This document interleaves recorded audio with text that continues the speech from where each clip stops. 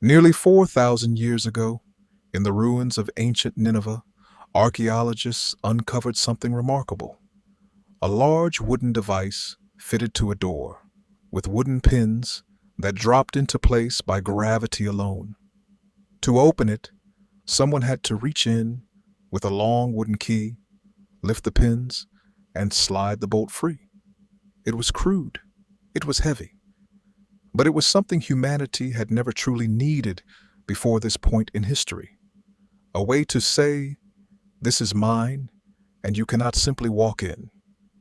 Before this invention, protecting your belongings meant one thing: a person standing guard.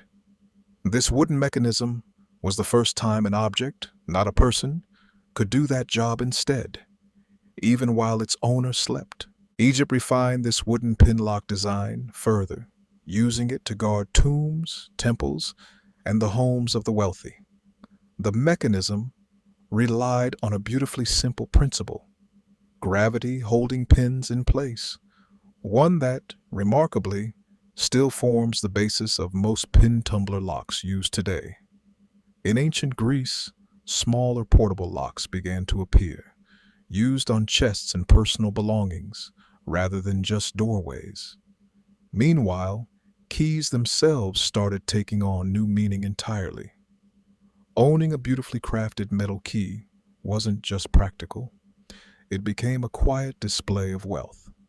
Only the rich could afford a lock worth protecting, and a key ornate enough to match it.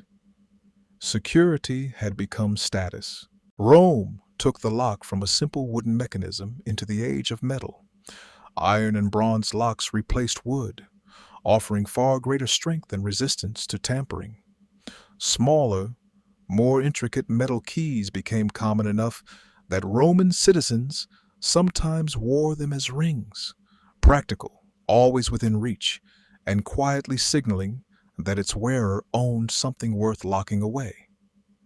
As the Roman Empire expanded across 3 continents, so did lock and key technology, spreading these small devices of trust and ownership into nearly every province under Roman control. But as with any system of security, a parallel skill emerged alongside it almost immediately: lockpicking. Where there is a lock, history shows there has always been someone learning how to open it without a key. Through the Middle Ages, locksmithing became a respected and closely guarded craft of its own. European guilds passed lockmaking techniques down through generations, and locks grew increasingly ornate. Ironwork twisted into intricate patterns, symbols, and even hidden mechanisms designed to confuse anyone without the correct key.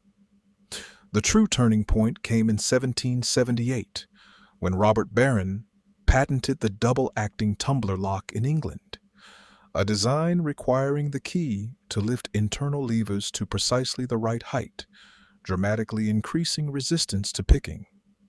Decades later, in 1848, Linus Yale Jr. in the United States refined the ancient Egyptian pin tumbler concept into the modern cylinder lock, a design so effective that, with only minor modifications, it remains the standard lock found on doors around the world today.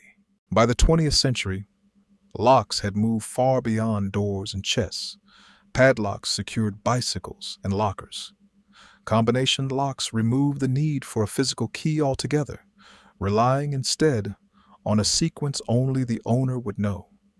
Car locks, safe deposit boxes, and eventually electronic keypads, all built on the same core idea first carved into wood in ancient Assyria: controlling who gets access and who doesn't.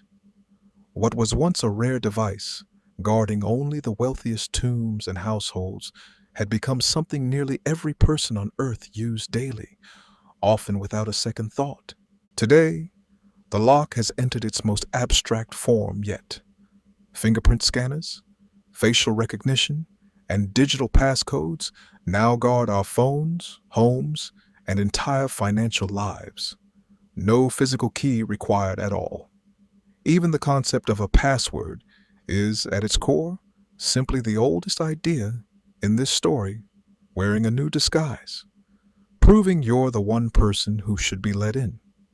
From a block of wood in an ancient Assyrian doorway to a fingerprint unlocking a glass screen, the lock has always represented the same fundamental human need: the right to decide who gets access to what's ours, and the quiet trust placed in whatever mechanism makes that possible.